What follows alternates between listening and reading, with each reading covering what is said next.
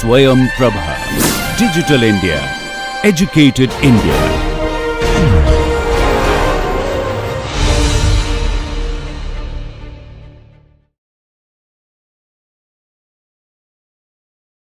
Okay, one more point that I wanted to talk about is cross-validation. So now this goes back to the problem of how to choose a good lambda, right? So now you have decided you want to do a regularization, let's say L2 regularization, and then you have put this lambda in the objective value, but how do you choose a good lambda for your problem? So of course, if somebody tells you this is the test set on which you want to test, you can actually train for different lambdas and test it on the test set and see what is the error. But nobody is going to give you the test set, right? So if you had the test set, you might as well optimize in the test set. Why use the training set at all in the first place? So nobody gives you the test set. So you only have the train set. So we somehow want to mimic the performance on the test set using the train set, right? So what is an intuitive way to do that, right? So this is our training set, let's say. The typical way one might want to do is, so you cut off 30% of it and call this a validation set, right? So this will be our train. Now you train your model on this. You don't show the validation set to the model. Train it on this, and then test it on your validation set and get a prediction accuracy. It might so happen that the validation set that you have, by random chance, happen to be bad with respect to the training that you had. Basically, the split that you did, you might have just gotten unlucky, right? So the split was bad, which means the validation set was not as representative as your training set, and you don't want that to happen. So the way to do that is you create multiple train test validation sets. You take different random splits of 70-30%, let's say, of train and validation sets, and then you train on the train set, test it on the validation set, note the accuracy. Again, do that for every split, and then average it over all the splits. This is for a particular choice of lambda, right? Now you change the lambda, use the same splits, and train it for that particular lambda, and see how does the accuracy behave. And as you change lambdas, you will get different accuracies, and then pick the lambda that works well for your case, right? So what people typically do is when you don't have too much training data, which is rarely a problem these days. These days you have too much training data, that's the problem. But in the cases where you don't have too much training data, one way to do it is called as leave one out cross-validation. It's just leaving just one point out for the validation test, right? So, and then you use m minus 1 points for your training, and then just test it on the last point. And then you create m such training sets, and then average it and see what your accuracy is. So that is how you pick the regularization parameter lambda, right? Any questions till now? Because in the next maybe 15 minutes, I'll quickly cover generative versus discriminative paradigms. So is this clear, and why we do regularization and how it helps the bias variance trade-off and so on? Yeah. Okay, so let's quickly move on to part 2, which I'll try to cover in a faster fashion. I think a lot of these things will also be covered in detail in the next couple of days, starting from this afternoon. I just wanted to give a flavor for what these things are. Of course, to refresh, we had the supervised learning, different types, binary, multi-class, regression, and so on. This is multi-class, this is regression, and let's go back to the classification, the standard binary classification setting, where you had these features, and then you have training sets, output labels, and the way to relate training and tests, as I said, is there is a probability distribution, joint distribution over x and y, which not only generates the training set, but also the test set, right? So now, we want to somehow capture this joint distribution using the training data, right? And the way you actually model this joint distribution, what you choose to model in this joint distribution determines how our model will be, right? So let's for a moment think, what if somebody gives you this p of x comma y? Somebody actually tells you what is the probability of every feature comma label, right? So this is given to you as information. So now what would be your answer? I mean, what would be your algorithm to predict for a new data point if you had information about p of x comma y? So if you had p of x comma y, the right thing to do is to compute the probability of a label given the feature, right? So how do you do that? Which means you want to compute p of y given x. You know the joint distribution. It's easy to compute the conditional distribution because p of y given x is p of x given y by p of x, right? So how do you get p of x? You just marginalize it over p of x comma y, which is p of x comma 0 plus p of x comma 1. So let's say you have now p of y given x. Now what would be your answer? So I give you a new x. You have computed p of y given x. How will you predict y in the case of binary classification? What would be your answer? The label for which the probability is higher. P of y given x is a probability distribution, right? In the binary classification, it's just two numbers, y equal to 1, y equal to 0. So the way you do that is, if probability of label is 1 given the feature is greater than probability of label equal to 0 given the feature, then predict 1, else 0. This is the best that you can do. But what is the problem? Well, you cannot beat this classifier. Nothing, no matter how you try, you cannot beat a classifier that predicts better than this, right? So, but what is the inherent problem with this classifier? What assumptions did we make which does not hold in practice? Nobody is going to give us. I mean, but life is hard. So nobody gives us p of x given y, right? So all we know about p of x given y is only through the training data, right? So now you have to somehow model p of x given y, and the way you choose to model differentiates between two different paradigms of supervised learning, right? So the two different models at a high level in supervised learning are those called as discriminative models versus those which are called as generative models. The discriminative models are try to model p of label given feature, that is p of y given x directly, right? So you want to assume certain model for p of y given x and try to find the best model that fits the data. The generative model, you model the joint distribution, not just the conditional, but the joint distribution itself. That is, you might model p of feature given labels, the class conditional probabilities, basically given that it is class 0, what is the chance that I will see this feature? You can model that. And also you can model what is the probability of finding a label. If you have modeled p of x given y and p of y, it is equivalently modeling p of x comma y, right? So because it's just a product of these two. So we'll see examples of discriminative model versus generative model and see how they went to use what. So there's something called as logistic regression, which will be covered much more detail in the afternoon session. Probably some of you already know this. So the logistic function is just a kind of a squashing function, right? So you give any number between minus infinity and infinity, it's going to give you a number between 0 and 1, right? So it's called it converts any real number into something between 0 and 1. So this is just to keep in mind. So what is the logistic regression problem? So it's called a regression thing. It's actually a classification problem. So you are given x, right? So and then you develop some model and you want to predict. So what does the model do? It computes W transpose x for a certain W that it has learned, and it applies the logistic function over this learned W transpose x. W transpose x is just W1x1 plus W dxt.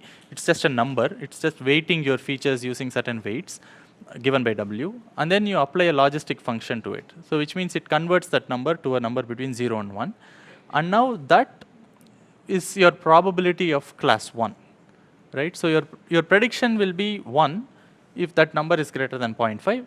Your prediction will be 0 if that number is less than 0.5, right? So that is your logistic regression problem. So now, is this a discriminative model or a generative model in the sense that we described earlier?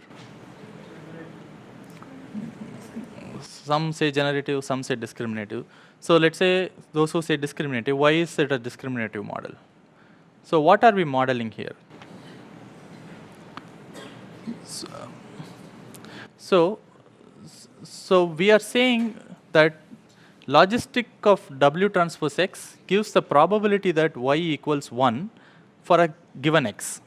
But then we have not really said what is the probability of seeing this x. We are not really modeling the x at all, right? So we are only modeling the probability of y equals 1 given x as a logistic function of W transpose x. right? So in that sense, so this is a discriminative model because you are modeling the conditionals. You are modeling the probability that y equals 1 given x as a logistic of w transpose x, right?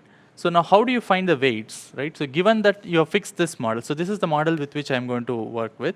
So now of course if you know w, you can do the prediction and so on, but how do you get the w's, right? So that is given, I mean, you using the standard method. So how do you find the w?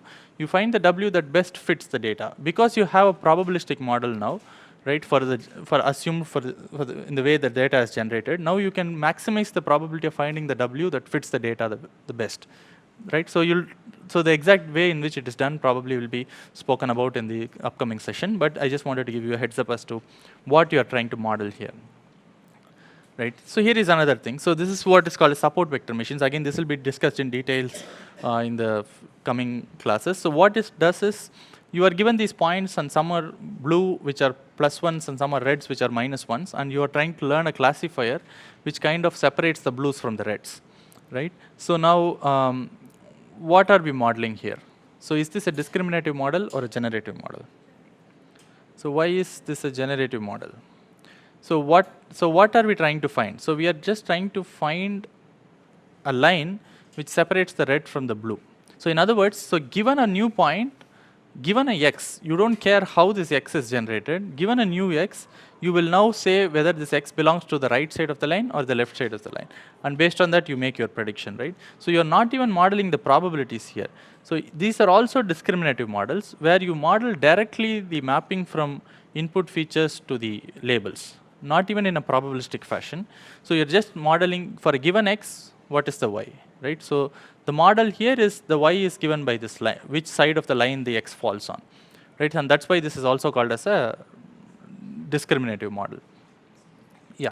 Once again, explain the difference between along with the example of the I'll come back to a generative model example. So all I'm saying is, right now we are trying to model, we are not saying how the x itself is generated. We don't care. In our data set, we are given x comma y pairs.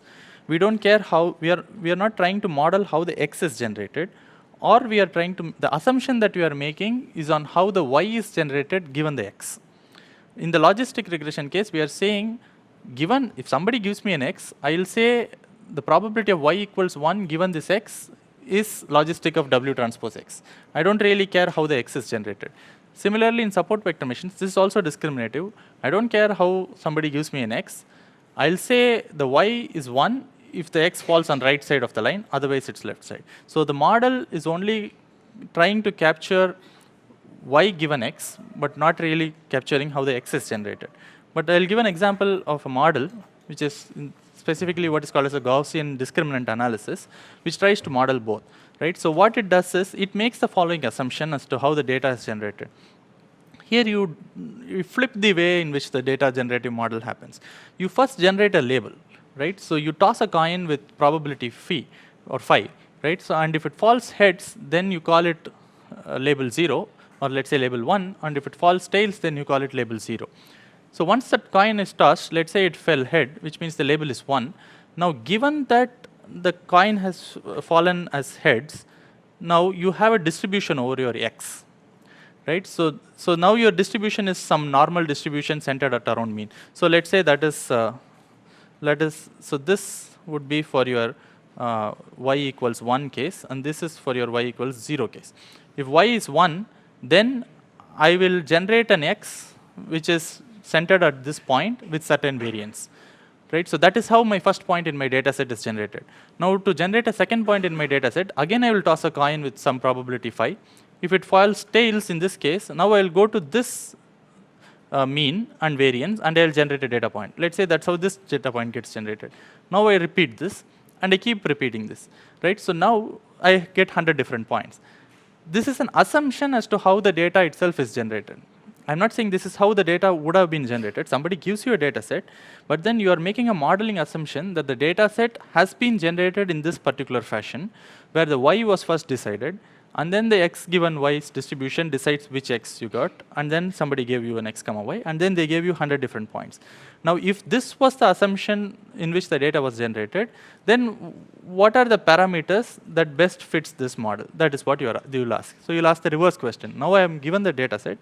What are the parameters which will best explain the data that I have seen if the data had been generated in this particular fashion, right? So now note that you're not just making a modeling assumption on y given x, you're also making an assumption on how x is also generated. So that is where the difference comes. It's hard this assumption given that we have no knowledge of the environment. Yeah, so I'll come to that. So that is my last slide.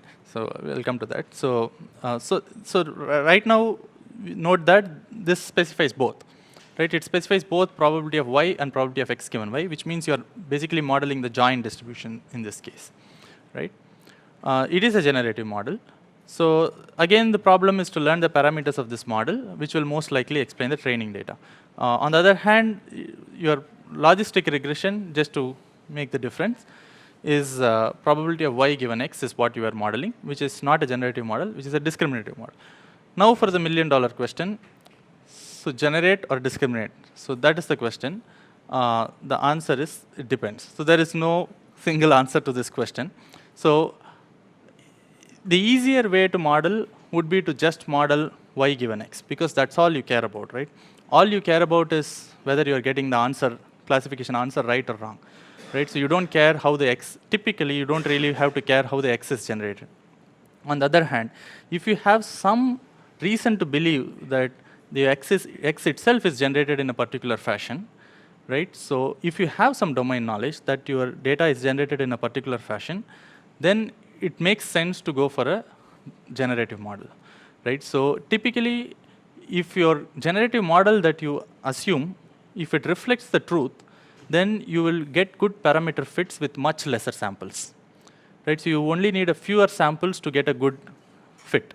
However, if the generative model is not aligned with the truth, then it becomes an issue. So if you have no information about the way data is generated, the standard way, I mean the usual way, is to go for a discriminative model.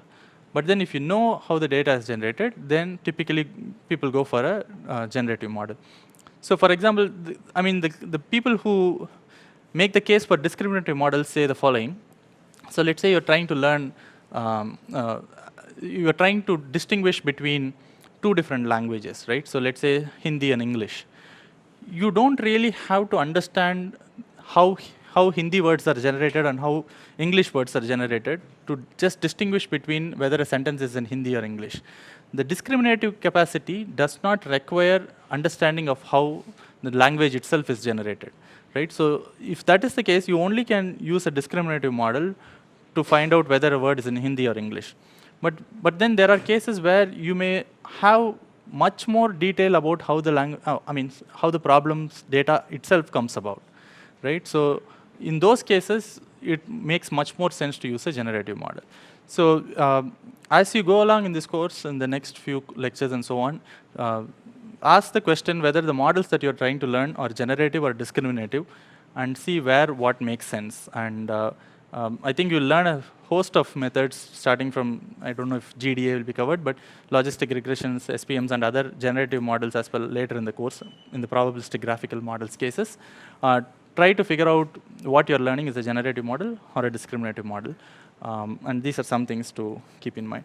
So I will stop here, and this will be my last lecture. So if you have any questions, you can ask me now, or you can write to me at this ID.